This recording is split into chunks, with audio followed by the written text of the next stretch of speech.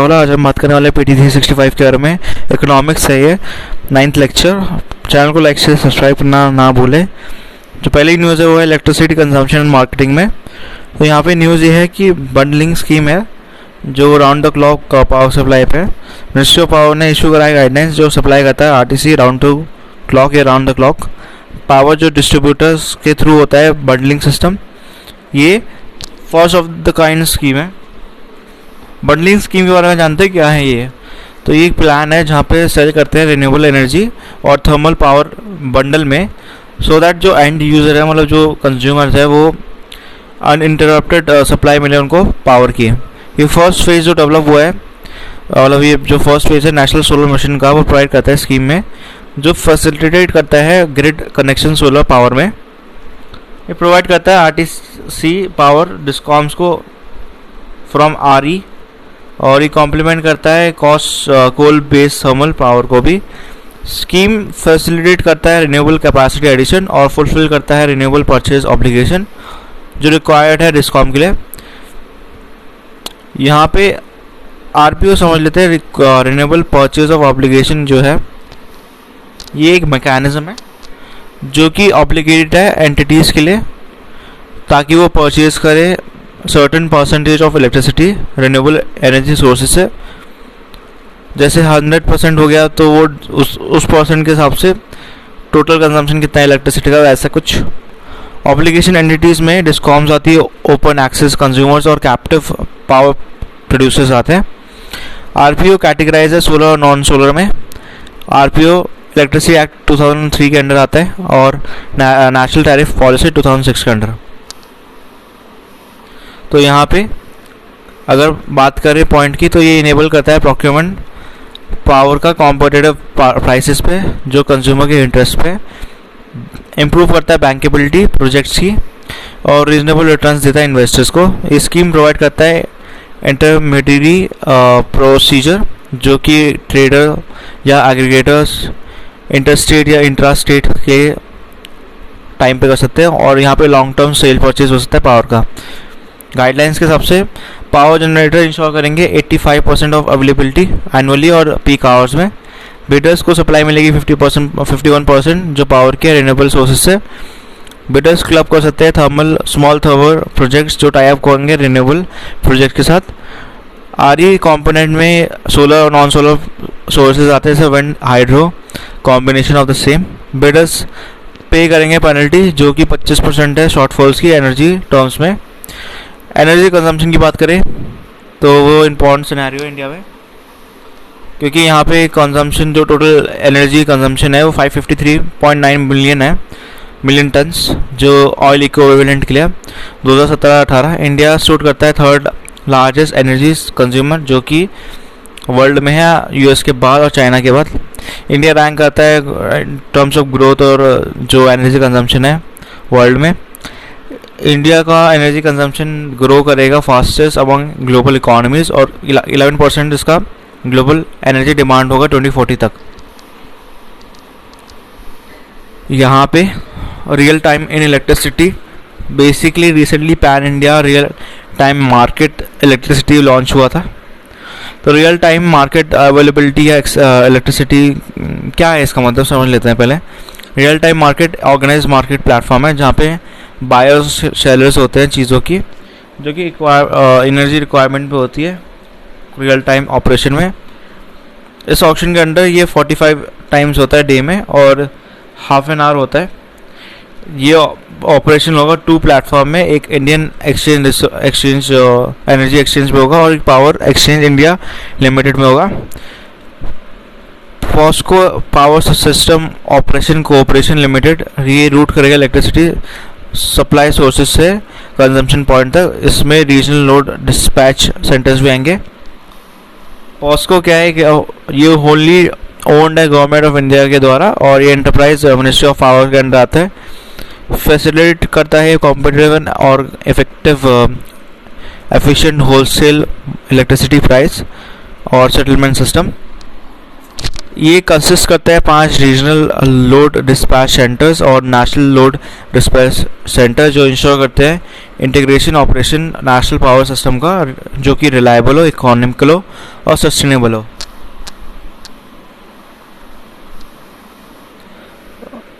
यहाँ पे अगर इम्प्लीमेंट करना है रियल टाइम मार्केट जो अमेंडमेंट है, तो power market regulation, Indian electricity grid code होना चाहिए, रेगुलेशन एंड ओपन एक्सेस होना चाहिए इंटर स्टेट में। इंडियन एक्सचेंज एनर्जी एक्सचेंज की बात करें तो ये लार्जेस्ट एनर्जी एक्सचेंज है और पहला है इंडिया में जो national wide automated trading platform देता है delivery of electricity, renewable energy certificate और energy saving certificates. Regulatory body कौन सी है? Central electricity regulatory commission. IEX 2 power exchange है इंडिया का, other being power exchange India limited. Recently CERC जो कि रेगुलेटरी अथॉरिटी उसने अप्रूव करा है परंजुरा सोल्यूशन लिमिटेड, एक कंपनी है जो BSC प्रमोट कर रही है। BTC लिमिटेड ICICI बैंक जो सेटअप होगी 3rd पावर एक्सचेंज इंडिया में।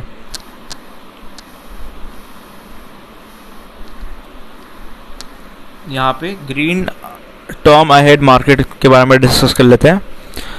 रिसेंटली इलेक्ट्रिसिटी एक्सचेंज जो है इलेक्ट्रिसिटी रेगुलेटरी कमीशन ने अप्रूव करा है, ये हमने ऊपर ही पढ़ा है, इन्हें अप्रूव करा है कि ये green term ahead market contracts को अप्रूवल देती है, जो कि एनर्जी एक्सचेंज जो हमने प्लेटफॉर्म भी देखा है ऊपर ही, इंडियन एनर्जी एक्सचेंज, उस पर कॉन्ट्रैक्ट लेगी उस प्लेटफॉर्म पे।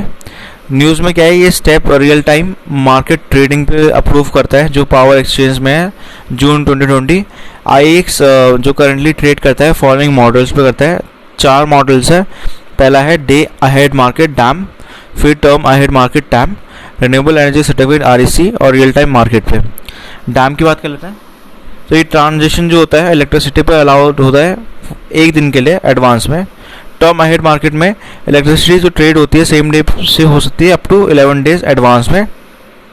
REC रिन्यूएबल एनर्जी सर्टिफिकेट ये type of market based instrument है जो प्रोवाइड करता है इकोनॉमिक इंसेंटिव इलेक्ट्रिसिटी जनरेशन के लिए जो बड़े सारे रिन्यूएबल एनर्जी सोर्सेस होते हैं।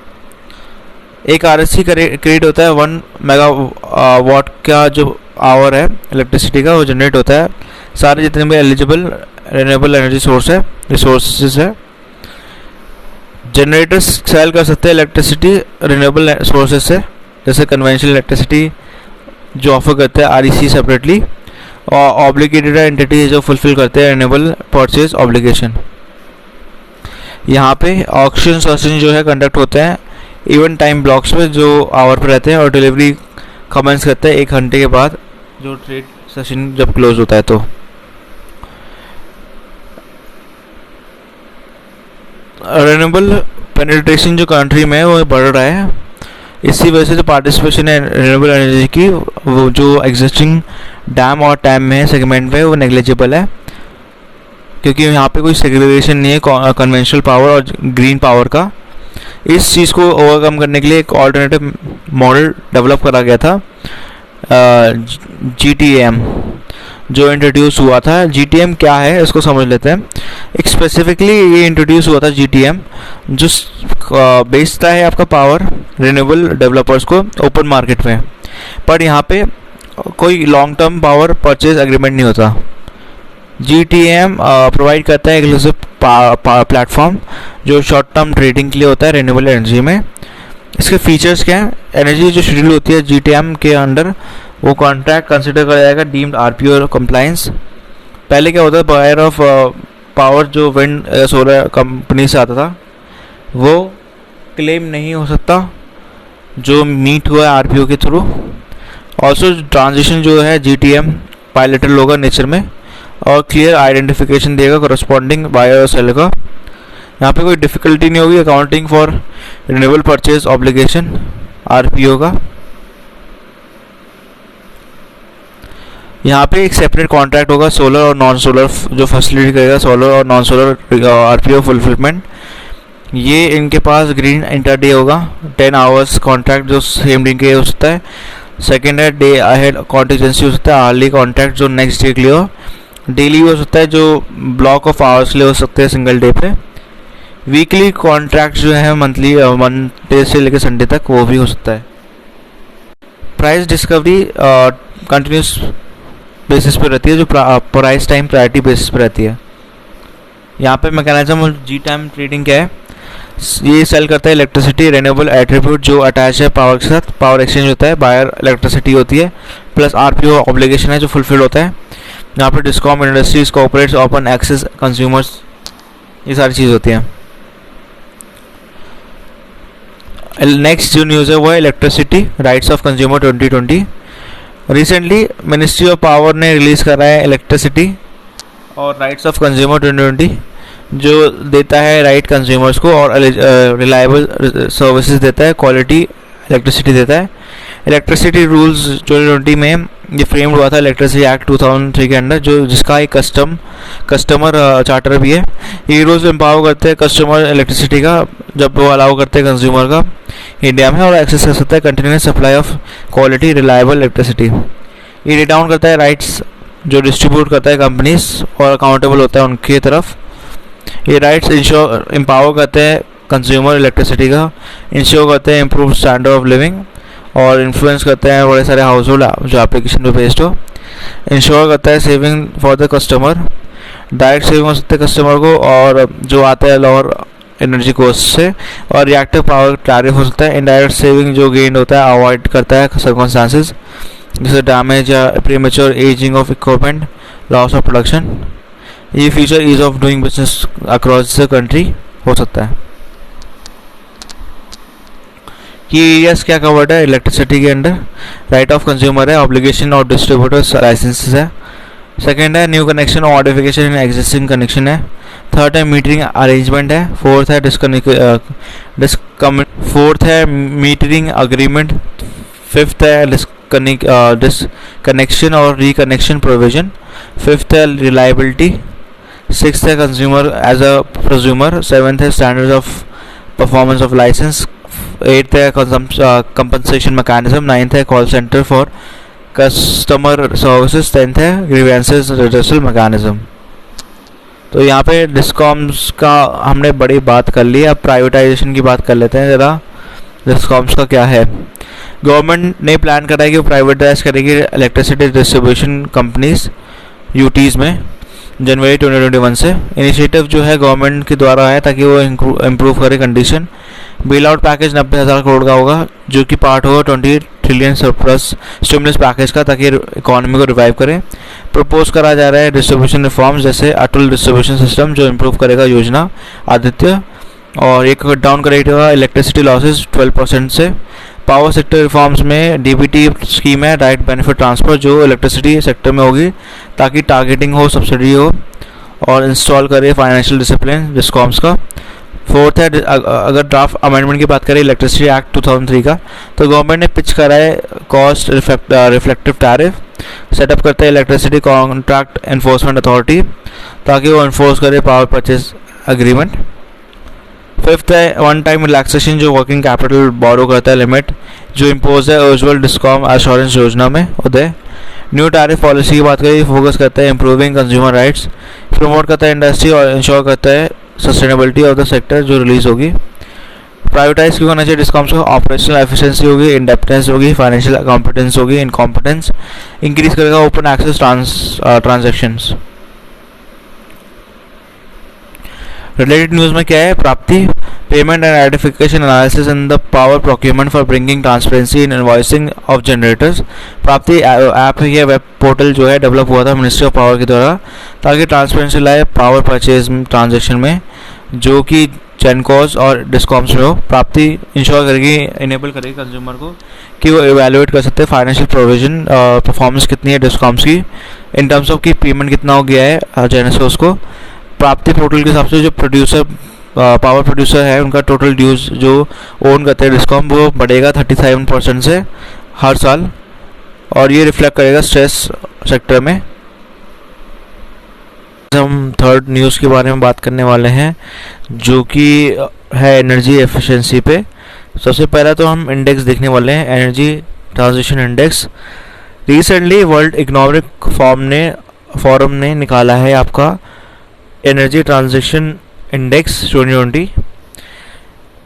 ये बेसिकली ETI स्कोर करता है 40 इंडिकेटर्स, जिसमें बेंचमार्क देता है ये 115 कंट्रीज़ को किस बेसिस पे स्पीड या डायरेक्शन एनर्जी ट्रांजिशन या बड़ी सारी चीज़ों को देख के ये देता है।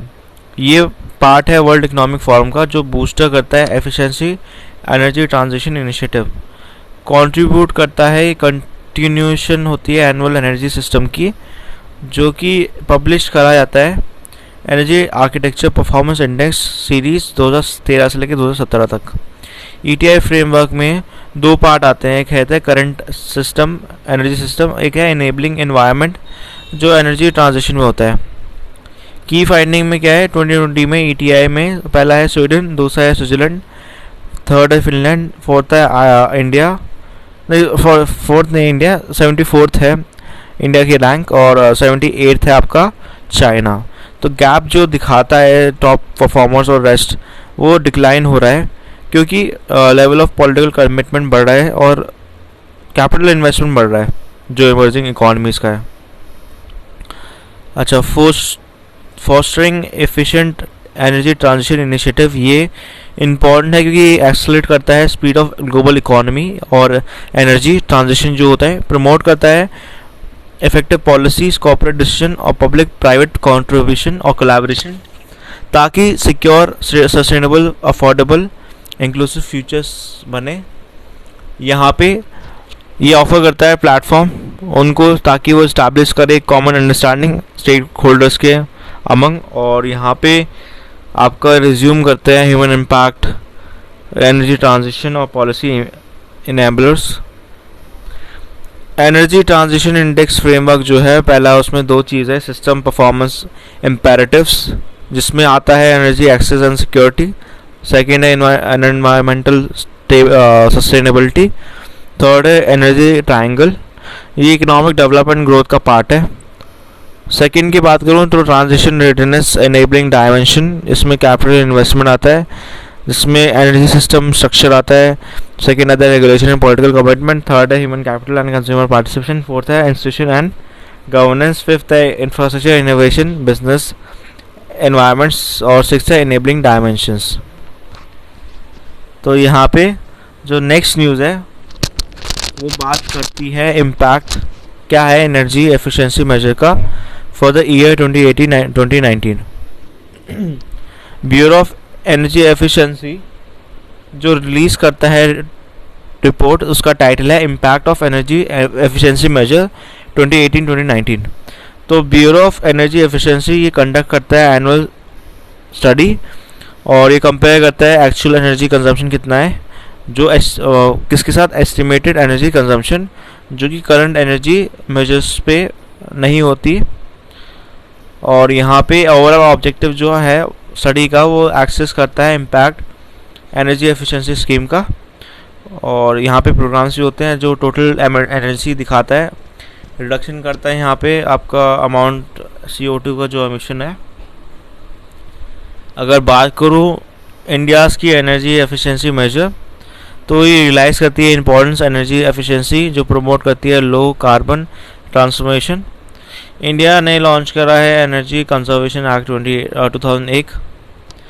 यहाँ पे ये डायरेक्टेड करता है पॉलिसीज़ को, कैसे वो सेटअप करता है BEE bureau of energy efficiency और इनिशिएट करता है national mission for enhanced energy efficiency. इसके साथ साथ BEE बड़े सारी ऑर्गेनाइजेशन होती है जो नेशनल लेवल पे सपोर्ट करती है एनर्जी एफिशिएंसी, जो कि लॉन्च करती है कुछ set of schemes. Currently India run करती है सेवरल एनर्जी एफिशिएंसी स्कीम्स और प्रोग्राम को, जो कि आता है लार्ज स्केल इंडस्ट्री जिसमें परफॉर्मेंस अचीव और ट्रेड आता है, पैट स्कीम होती है।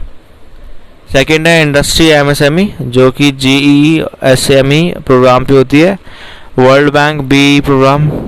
थर्ड है डोमेस्टिक लाइटिंग एंड अप्लायंस, इसमें स्टैंडर्ड्स और लाइबिलिटी दिखाई जाती है, उज्ज्वला स्कीम जो है। डोमेस्टिक बिल्डिंग में इको निवास संहिता है जो रेजिडेंट लेबलिंग पे बात करती है।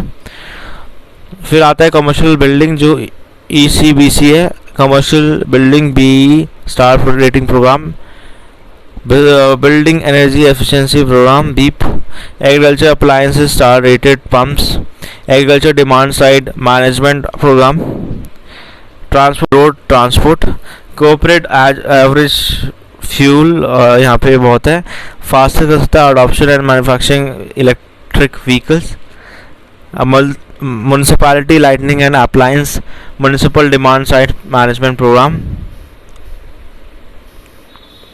यहाँ पे ब्यूरो ऑफ एनर्जी एफिशिएंसी पहला है, बी स्टैचुटरी बॉडी है जो मिनिस्ट्री ऑफ पावर के अंडर सेटअप है, जो उसके प्रोविजन के अंडर आती है, एनर्जी कंजर्वेशन एक्ट 2001।